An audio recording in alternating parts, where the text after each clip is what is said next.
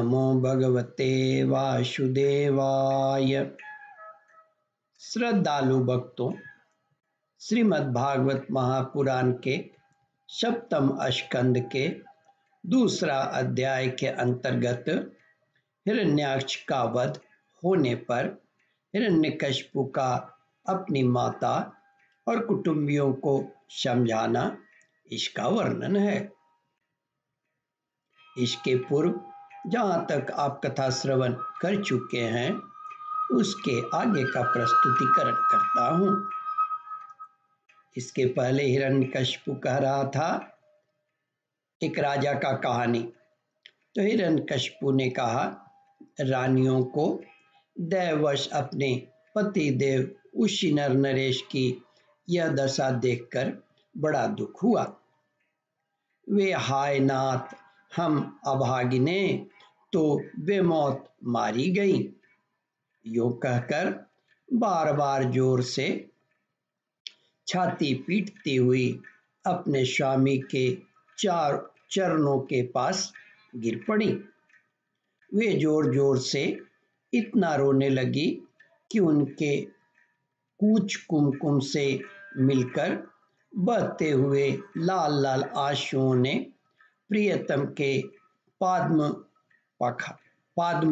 पखार दिए। उनके केश और गहने इधर उधर बिखर गए। वे करुण क्रंदन के साथ विलाप कर रही थी, जिसे सुनकर मनुष्यों के हृदय में शोक का संचार हो जाता था। हाय विधाता, बड़ा क्रूर है। स्वामीन, उसी ने आज आपको हमारी आंखों से ओझल कर दिया। पहले तो आप समस्त देशवासियों के जीवन दाता थे, आज उसी ने आपको ऐसा बना दिया कि आप हमारा शोक बढ़ा रहे हैं। पति देव, आप हमसे बड़ा प्रेम करते थे, हमारी थोड़ी सी सेवा को भी बड़ी करके मानते थे। हाय, अब आपके बिना हम कैसे रह सकेंगी। हम आपके चरणों की चेरी हैं। वीरवर, आप जहाँ जा रहे हैं वहीं चलने की हमें भी आज्ञा दीजिए। वे अपने पति की लाश पकड़कर इस प्रकार विलाप करती रहीं। उस मुर्दे को वहां से दाह के लिए जाने देने की उनकी इच्छा नहीं होती थी। इतने में ही सूर्यास्त हो गया। उस समय उसी नगर राजा के संबंधियों ने जो विलाप किया था, उसे सुनकर स्वयं यमराज बालक के वेश में आए और उन्होंने उन लोगों से कहा।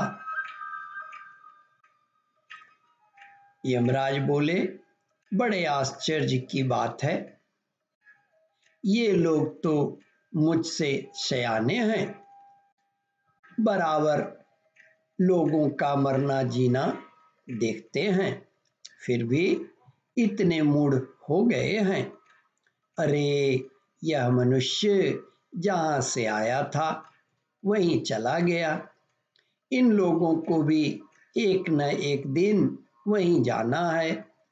फिर झूठ मूठ के ये लोग इतना शोक क्यों करते हैं।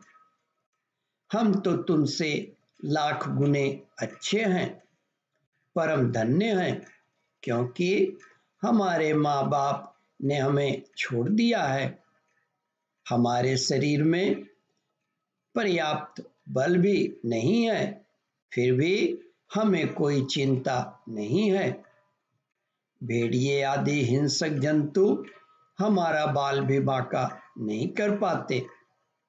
जिसने गर्भ में रक्षा की थी, वही इस जीवन में भी हमारी रक्षा करता रहता है।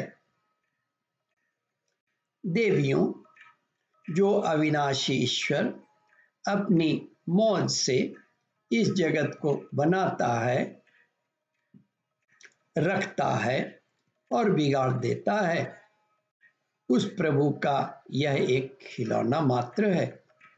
यह इस चराचर जगत, वह ईश्वर इस चराचर जगत को दंड या पुरस्कार देने में समर्थ है। भाग्य अनुकूल हो तो रास्ते में गिरी हुई वस्तु भी ज्यों की त्यों पड़ी रहती है, परंतु भाग्य के प्रतिकूल होने पर घर के भीतर तिजोरी में रखी हुई वस्तु भी खो जाती है। जीव बिना किसी सहारे के देव की दया दृष्टि से जंगल में भी बहुत दिनों तक जीवित रहता है, परंतु देव के विपरीत होने पर घर में सुरक्षित रहने पर भी वह मर जाता है। ओम परमात्मने नमः। श्रद्धालु भक्तों, इस कथा को ध्यान पूर्वक श्रवण, मनन और इसका चिंतन करें। इस कथामृत का रसास्वादन अपने बंधु बांधवों को भी करावें।